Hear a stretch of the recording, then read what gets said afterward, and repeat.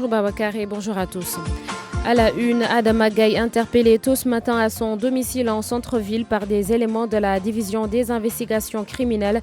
On ignore pour le moment les motifs de l'arrestation du journaliste. Un hommage sera rendu au commandant Tamsir Sané, le chef de la brigade de gendarmerie de Koumpentoum, tué dans la nuit de jeudi à vendredi dernier. Cérémonie prévue à la caserne Samba Diéry Diallo. Le commandant Sané sera par la suite inhumé à Yoff. Manifestation de jeunes dans la commune de Fatick. Ils ont brûlé des pneus devant le domicile familial du chef de l'État Macky Sall. Ces jeunes dénoncent le taux de chômage élevé dans la région. Et puis c'est presque le bout du tunnel pour près de 1600 personnes dont les maisons ont été démolies à Tivaouane Peulh. En assemblée générale, les victimes ont annoncé le démarrage de nouveaux lotissements. Des éléments de la division des investigations criminelles ont arrêté tôt ce matin le journaliste Adama Gaye. Ils l'ont trouvé chez lui à l'immeuble Kébé en centre-ville. Pour le moment, on ignore les motifs de cette interpellation. Le journaliste est très critique à l'égard du régime en place. El Hadj Ndiogou en direct dans ce studio. Son arrestation est annoncée par l'intéressé lui-même sur sa page Facebook. Adama Gaye écrit ceci: la police est venue me chercher au Sénégal, alerte générale. Puis il ajoute plus tard: je vais à la DIC en bonne santé et tout le monde est averti.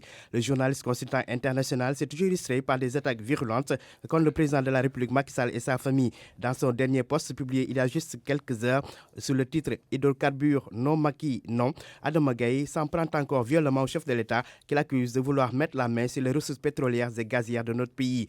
L'ancien journaliste de l'hebdomadaire Jeune Afrique va même jusqu'à dire que Macky Sall a percé dans l'industrie pétrolière en roulant dans la farine son prédécesseur Abdoulaye Wade, dont il fut ministre de l'énergie. Pour Adama Gaye, tout cela était un alibi utilisé selon lui par Macky Sall pour s'enrichir illicitement. Le journaliste qui déclare que le peuple sénégalais ne se laissera pas faire et va faire face. Avant le chef de l'État, son frère cadet Aliou Sall en avait pris pour son grade suite au présumé scandale dans l'affaire Petro-Tim, avec des attaques virulentes quasi quotidiennes. Adama Gaye, qui se définit comme le défenseur du peuple sénégalais, déclare mener le combat pour une gestion transparente des ressources du Sénégal. Merci beaucoup El Hadj Ndiogou en direct dans ce studio. Autre personne arrêtée depuis quelques jours déjà, Guy Marius Sagna. Moustapha Diakhaté demande sa libération. Selon l'ex-président du groupe parlementaire Benno Bokk Yakaar, toutes les poursuites contre le leader de Frapp France Dégage doivent être arrêtées, surtout que le Sénégal revendique son statut d'état de droit. Et vu ses engagements internationaux en matière de protection des droits politiques et civils, Moustapha Diakhaté a tenu ses propos sur sa page Facebook. La responsable politique de l'APR ajoute que les relax, non-lieu ou peines légères notées dans certains dossiers, Imam Ndaw, Ousseynou Diop ou encore Saher Kébé, doivent inciter les autorités judiciaires à faire preuve de prudence. C'est pour éviter, dit-il, des inculpations tachées de délit d'opinion, de volonté de vengeance et de règlement de compte. Il est 7h04. Pour moi, RFM, c'est la radio de la réactivité. RFM, partout.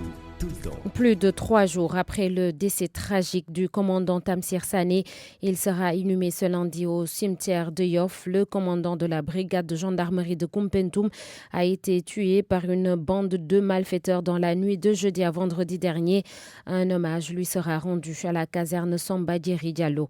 Les détails avec Jo Maroun. Il aura d'abord droit aux honneurs de la hiérarchie, cérémonie qui a pour cadre la caserne Samba Diéry Diallo de Colobane, en présence du ministre des Forces armées, Maître Sidiki Kaba, avant de rejoindre sa dernière demeure, les cimetières de Yoff. Le commandant de la brigade de gendarmerie de Koumpentoum, Tamsir Sané, a été tué vendredi dernier lors d'un cambriolage d'une agence post-finance. L'attaque avait fait également quelques blessés. Les auteurs qui étaient armés restent toujours introuvables malgré le dispositif mis en place pour la traque. Mort les armes à la main, parce qu'étant effectué une mission de sécurisation, le commandant Tamsir Sané est considéré comme un homme intègre. Il est issu de la 25e promotion de l'école des sous-officiers de la gendarmerie nationale. Âgé d'une 50aine d'années, le commandant Sané, originaire de Ziguinchor en Casamance, a fait ses débuts de carrière au camp Leclerc à Dakar, avant de servir comme commandant de brigade à Kolda, puis à Ouakam. Il a également géré la sécurité au ministère de l'Éducation nationale, son dernier poste Koumpentoum, où il a laissé sa vie. au cours d'une mission commando. Joe Maron, des jeunes ont manifesté à Fatick, à quelques pas du domicile familial du président de la République.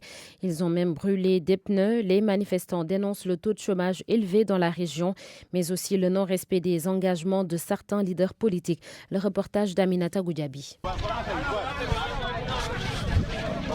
Leur acte a été mûrement préparé. Ce sont des jeunes de Fatick qui habitent pour la plupart à Pelgue, quartier où vit la famille du chef de l'État Macky Sall. Ils ont brûlé des pneus et jeté des cailloux devant le domicile familial de Macky Sall. Une manière pour eux de fustiger le chômage qui ne cesse de croître dans la ville natale du président de la République. Doudou Bob, un des manifestants. C'est que depuis plus de 7 ans, on est là. On n'a même pas d'emploi. Les embauchements, on n'en parle même pas. C'est une situation que nous déplorons. Le chômage est endémique ici. La majorité des jeunes ne travaillent pas. C'est une situation que nous déplorons depuis plus de 7 ans. On voulait juste se faire entendre. Vraiment, on est très fatigués. On veut seulement des emplois. Même la première dame nous l'avait promis lorsqu'elle était venue ici, aux dernières élections même. Mais depuis lors, rien. Ces jeunes Fatickois en colère disent militer aux côtés de Macky Sall depuis de nombreuses années. Ils l'ont accompagné dans tous ses combats, mais leurs efforts sont restés vains. Si aujourd'hui on est en politique, c'est grâce à lui. On a parcouru presque toute la région avec lui. On a tout fait pour lui. On a été les militants de première heure. Malheureusement, on a constaté que notre situation se dégrade de jour en jour. On a été obligés de manifester pour au moins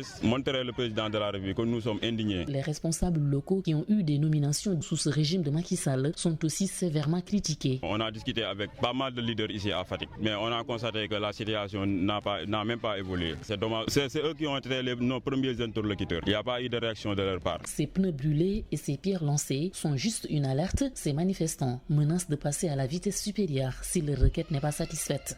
Aminato Goudiaby, Fatick RFM. Le dossier des 1596 personnes dont les maisons ont été démolies à Tivaouane-Peulh sur le point de connaître une issue heureuse. Les membres du collectif étaient en assemblée générale hier dimanche pour annoncer le démarrage de nouveaux lotissements. Cependant, ils attendent toujours les documents pour les 3,5 hectares de terre qui ont été promis. Le reportage d'Abdou Diouf Diagne. Les membres du collectif des victimes de démolition de Tivaouane-Peulh peuvent pousser un ouf de soulagement. Le combat qu'ils ont porté depuis plus de 2 ans pour recevoir leur terrain commence à porter ses fruits. Oumar Diop fait partie des responsables de ce collectif. Nous tenons à dire à l'opinion et aussi à la société sénégalaise que Tivaouane-Peulh a été victime de démolition 2017. Et depuis cela, nous n'avons cessé de faire des manifestations, des négociations envers les autorités pour que justice soit rétablie. Les travaux d'assainissement, de terrassement, de lotissement sont en train d'être faits. Même s'ils se réjouissent de l'avancement du dossier, des zones d'ombre persistent toujours. Ils n'ont pas encore reçu les papiers des 3,5 hectares de l'ancienne coopérative de la primature. Le président a donné instruction que ce terrain-là soit rétrocédé à ces occupants-là. Mais jusqu'à présent, nous ne parvenons pas à entrer en fonction de ces actes-là pour nous permettre de faire les travaux de lotissement. Nous avions déjà déposé le plan de terrassement, le plan de lotissement au niveau de l'urbanisme et nous attendons. En ce qui concerne les impenses, une commission de recensement a été mise sur pied. Ceux qui ne peuvent pas disposer de ces parcelles seront dédommagés, informe Oumar Diop, porte-parole du jour. On attend seulement que le travail de lotissement soit fait pour qu'aujourd'hui, si on attribue M. X une parcelle de 150 m², M. Y ne pourra pas être attributaire de cette parcelle-là, qu'on lui paie ses impenses à un prix où il pourra acheter un autre terrain. Les victimes de démolition de Tivaouane-Peulh s'étaient donné rendez-vous ce dimanche au centre socio-professionnel de la localité pour une assemblée générale d'information. RFM Tivaouane-Peulh, Abdou Diouf Diagne. Merci Abdou Diouf Diagne. Il est 7h09 et c'est la fin de ce journal, Babacar. Merci beaucoup, Sorna Nata Mbaye. À la une des sports, il y aura du football et surtout de la lutte traditionnelle avec Malal Junior Diagne ce matin pour les titres de l'actualité. Malal qui finit de s'installer. Et maintenant, c'est à vous.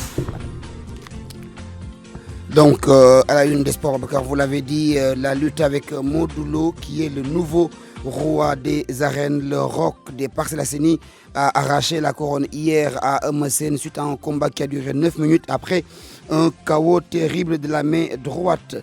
Le sport, c'est également l'équipe nationale locale du Sénégal battue en qualification pour le prochain CHAN. Les Lions ont perdu à Monrovia face au Libéria sous le score d'1-0.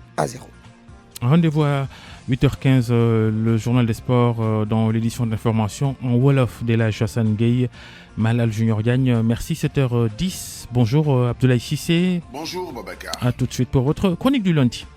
Et nous sommes à 10 jours de la fête de la Tabaski, le marché du mouton, on en parle. Notre invité à 7h40, Malik K, le président de l'association des jeunes éleveurs du Sénégal.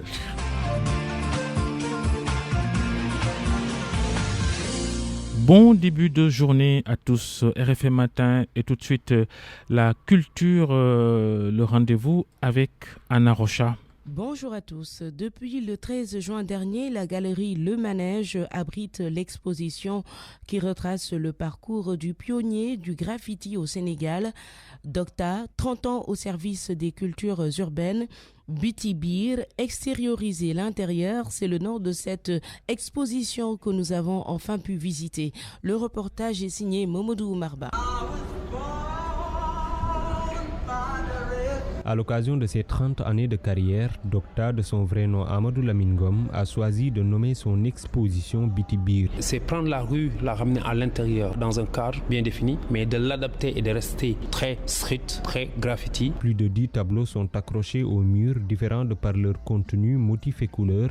Au centre de la galerie, une baraque y abrite d'autres tableaux. Tout ce décor a une signification précise, selon le graffitiste. C'est toute une vie. C'était très présent dans l'environnement sénégalais, dakarois. Ça te permet de pouvoir exister, se faire respecter ton environnement, mais s'imposer. L'artiste désire s'engager davantage dans le social. Pour ce faire, il vend ses œuvres aux plus offrants. Les managers sont en train de voir pour pouvoir faire une soirée de gala où on va vendre certains tableaux et aussi y aller sur le côté social.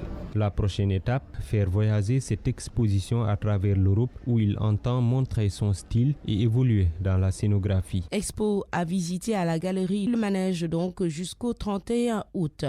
Mais que devient le groupe Takeifa depuis le départ de Makaïta? C'est l'une des questions que Babacar Fall a posées hier dans le grand jury d'RFM à l'ex-commissaire de police Cherna Keita.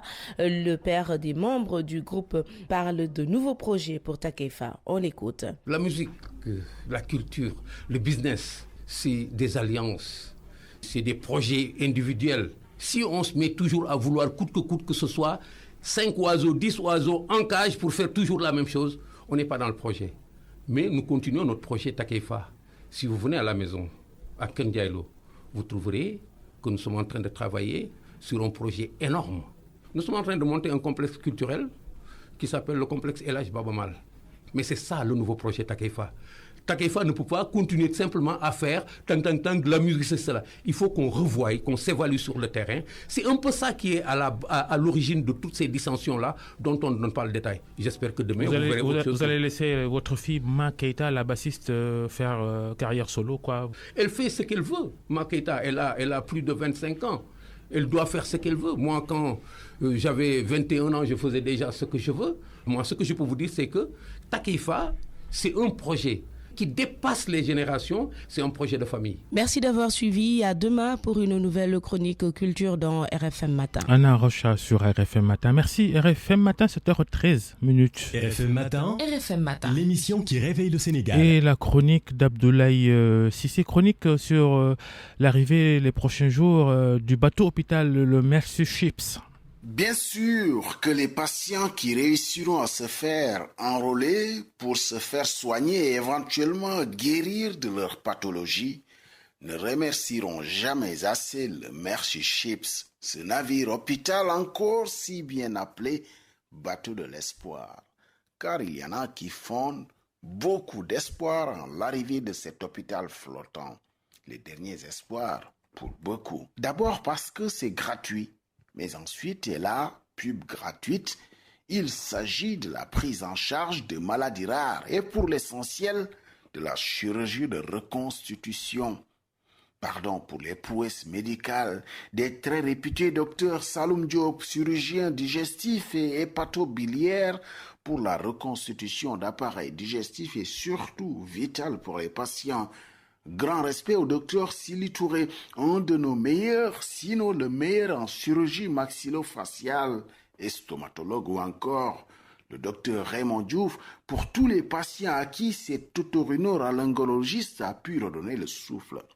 Ils ont pu faire des coups dont l'histoire médicale du Sénégal est témoin, mais on ne leur a jamais plus donné de moyens de faire une chirurgie de masse. À travers eux, Hommage à toutes les bonnes âmes du corps médical et je n'ai pas de doute que nos braves médecins offriront leur collaboration puisqu'ils parcourent déjà l'Afrique et le monde à partager leurs connaissances et expériences. C'est juste que le bateau, le Mercy Ships, a déjà tout à son bord en termes de matos, alors que nos hôpitaux n'ont rien, ou plus exactement, n'ont pas grand-chose pour pouvoir exercer cette chirurgie de pointe. Ah si, ils ont quelque chose, nos hôpitaux, de très bons médecins, mais ces derniers sont hélas démunis.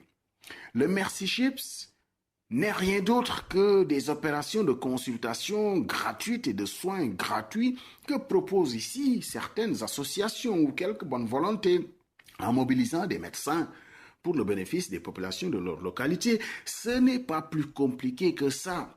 Sauf que le bateau est extrêmement bien équipé en matériel et en ressources humaines jusqu'aux cuisiniers qui régalent le personnel à bord pour les mois d'expédition en mer. Ce n'est que depuis 1978 que cette association fondée par un couple à Lausanne en Suisse met des bateaux hôpitaux en mer. L'association en a 4 aujourd'hui, dont le Africa Mercy, acquis en 2007 et qui est le plus grand navire de la flotte. 1978, ce n'est juste pas si loin que ça, en tout cas, pas pour la vie d'une nation indépendante depuis près de 60 ans.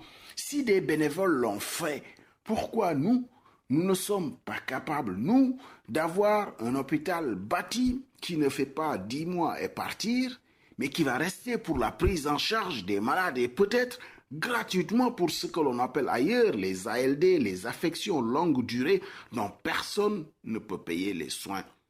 Le succès du tri des malades alignés à tour d'arrivée sous le soleil, certains sont assis par terre, d'autres couchés à même le sol, dont des handicapés et des vieilles personnes, des conditions d'organisation et de mépris des malades. Cette situation dénote de l'incapacité de l'État à offrir des soins de santé.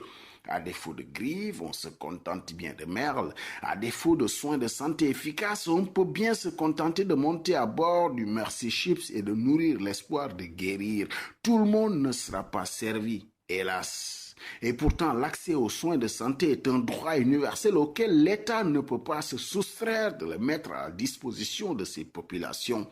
On peut toujours rêver, bien sûr. Merci tout de même au Mercy Ships. Welcome and have a nice day.